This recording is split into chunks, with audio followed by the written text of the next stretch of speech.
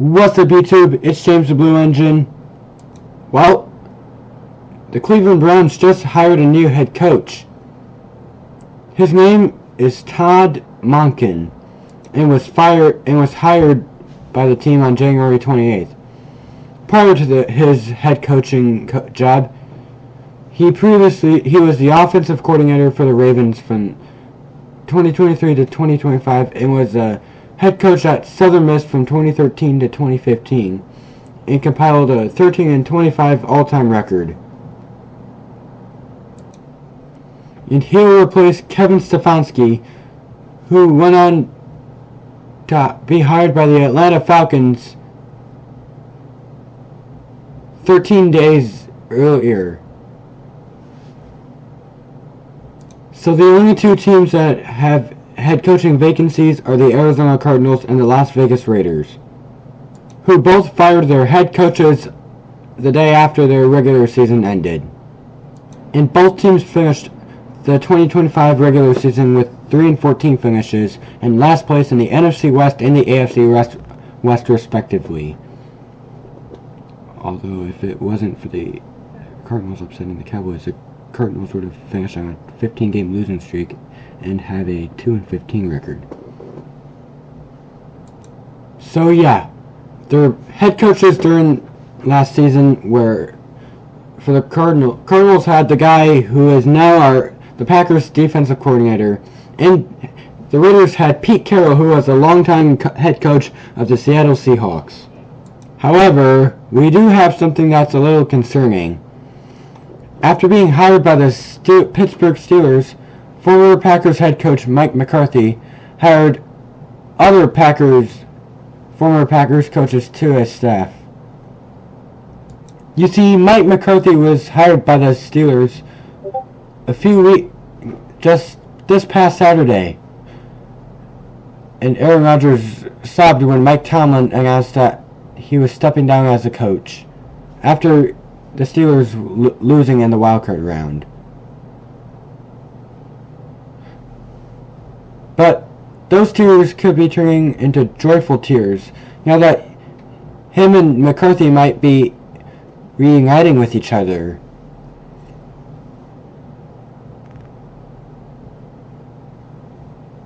And Rodgers is a free agent with an uncertain future, to say the least. And he decided to sign with the Steelers last June after months of speculation. And the reason why he chose the Steelers was his next late-stage destination was Mike Tomlin. Listen to what to what Aaron Rodgers tells the media. Game affect your decision for what to do next year? Hold up. Now listen to him. That game affect your decision for what to do next year? No, I mean, I'm not going to make any emotional decisions. Disappointed, obviously, such a fun year. A lot of adversity, but a lot of fun. Been a great year, overall in my life in the last year, and this is, a really good part of that, coming here and being a part of this team. So it's disappointing to be sitting here with the season over. Again, you wanted to be here? I'm not going to talk about that. Do you approach just what you decide to do next? Yeah, just get away and then have the right conversations. Do you enter tonight thinking it could be your final game? I answered this before. Every game could be my final game. Yeah, see? Every game could be his final game. With a lot of people around the media thinking that the Steelers' wildcard game against the Texans might be his final game of the year. Final game of his career. As Aaron Rodgers is a 42-year-old quarterback and was drafted by us in 2005, and before leaving at the end of the 2022 season to be with the New York Jets, where he struggled for 2 years before finally finding success with the Steelers and helping them clinch the AFC North for the first time since 2020. Yes, that same year which they started 11-0, but then famously went 1-4 in their last games, culminating in a wild card upset loss to the Cleveland Browns. But wait! Those aren't the only news I have to tell you. Also, we reached 1,000 subscribers on my YouTube channel! Beep, beep, beep!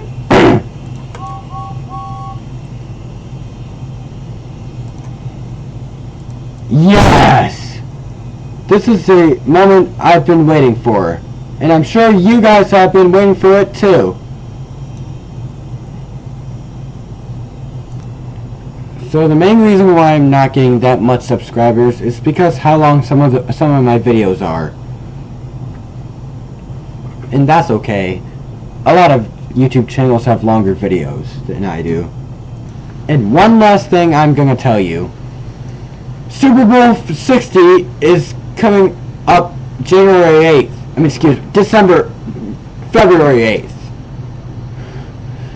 Which is in 2 Sundays. And the teams that are participating in this match from the NFC are, drumroll please, ta-da! The Seattle Seahawks from the NFC, who earned the #1 seed in the NFC, and from the AFC,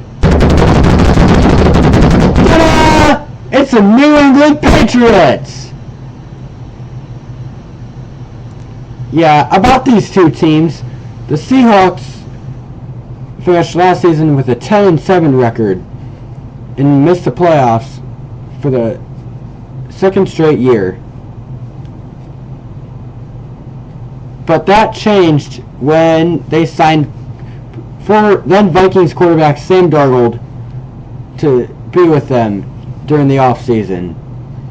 And they succeeded, as they finished the season on a 7-game winning streak to finish 14-3, capture first place in the NFC West for the first time since 2020, and clinch the NFC's #1 seed. In the divisional round, they up the 49ers 41-6, and then they faced yet another divisional rival, this time the Los Angeles Rams. Unlike the previous game, that game, the NFC Championship, was closer, as the Seahawks would narrowly win 31-27 in order to reach the Super Bowl. Now the New England Patriots. This team suffered back-to-back 4-13 seasons in 2023 and 2024.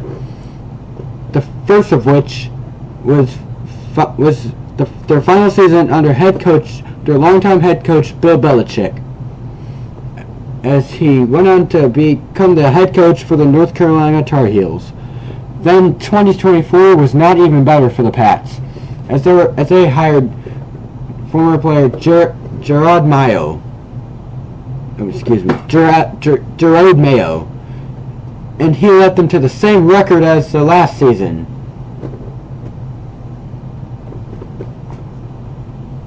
But things changed, however, when they found former Titans head coach Mike Vrabel to become their new head coach for the season. And despite low expectations, like finishing 7-10, so what? They absolutely shocked the world by completing one of the largest turnarounds in NFL history, which is tied for the best 10-plus win turnaround with the 1999 Indianapolis Colts,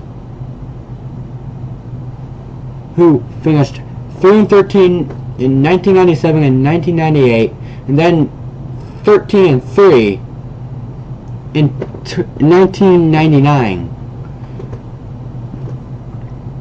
The Patriots finished the season 14-3,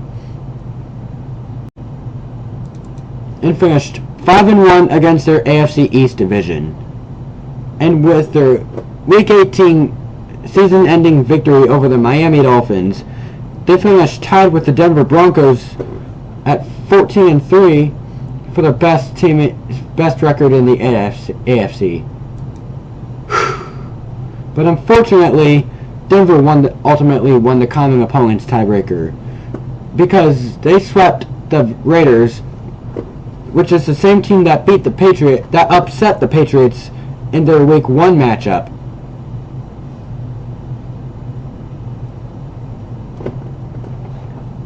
Culminating in the Broncos earning the number 1 seed, placing the Pats in the number 2 seed. Which is good for Patriots fans because in the wildcard round, they dominated the Los Angeles Chargers by the score of 16-3, then advanced to the divisional round when they beat the Houston Texans by the score of 28-16. With this win, they became the first ever team to finish back-to-back seasons with 13 plus losses, and then reach any conference championship the following season, in which they narrowly beat the Denver Broncos by the score of 10-7. Yep, another ugly win for the 2025 campaign, which is the same score that the Broncos beat the Raiders by, and the Eagles beat my Packers by on Thursday Night Football and Monday Night Football of Week 10 respectively. With the conference championship games being decided, we've got your matchup. The Seattle Seahawks and the New England Patriots at Levy Stadium at 5:30 p.m. Central on NBC. I'm going to have to go for the Seahawks because of their defense, their dark side defense. They were dominant this season. And some Seahawks fans, just like Percy, might even compare them to their 2010s version of the defense, which was known as the Legion of Boom. That defense forced a lot of turnovers and created a lot of lopsided victories, and were the most feared defense of the 2010s era.